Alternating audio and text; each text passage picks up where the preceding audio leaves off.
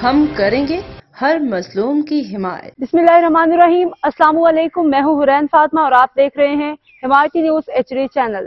नजर डालते हैं आज की अहम खबरों पर। शरीफ पेश इमाम के साथ नाइंसाफी, SHO झोल और टीम की मुबैना ज्यादती।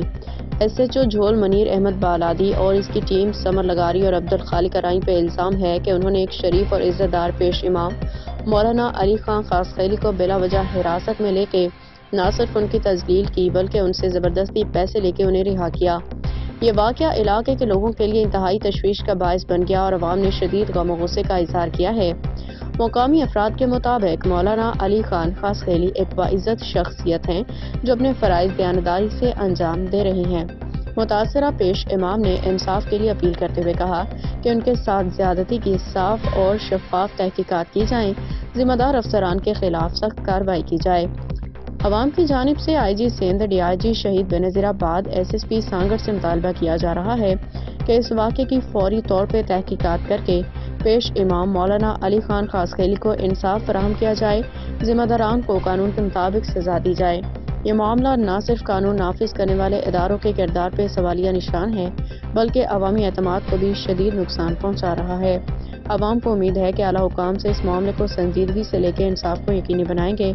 इशफाक अहमद सलेरी की रिपोर्ट। झोल ऐसे जे असांखे उते घुराए असां वॾी नाइंसाफ़ी कई, असांखे बेइज़्ज़तो कई ऐं ऐं हुन ॿियो हुनजो सिपाही आहे लिगारी सां उन बि घणेई घटि वधि ॻाल्हायो, असांखे ॾाढ़ी मां झले मूंखे ॾाढ़ी मां झले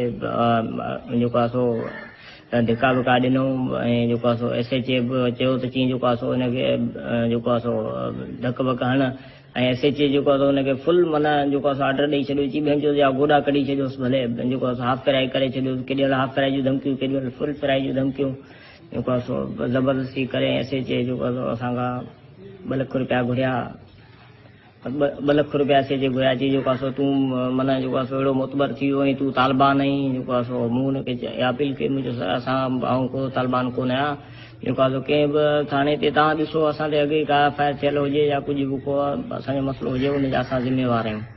बहरहाल हुन मुंहिंजी का बि कोन ॿुधी ऐं मूंखे मुंहिंजे मुंहं ते कपिड़ो ॾेई छॾियऊं, मुंहं ते कपिड़ो ॾेई अंदरि लॉकअप करे छॾियऊं। लॉकअप करण खां पोइ बि वरी 10-15 मिंट खां पोइ SHA साहिबु सिपाही खे मोकिलियो, हिन लिगारी खे, उहो वरी आयो मूंसां विढ़ियो ऐं उन बि मूंखे ॾाढ़ी मां झले, मुंहिंजी ॾाढ़ी बेहुरमती कई आहे ऐं अपील थो कयां आला मर्दारनि सां, IG साहिब सां, DIG साहिब सां ऐं वज़ीर आला सिंध सां मुंहिंजो दाद कयो वञे ऐं पंहिंजे जमायती अहले हदीस कारी इमरान ऐं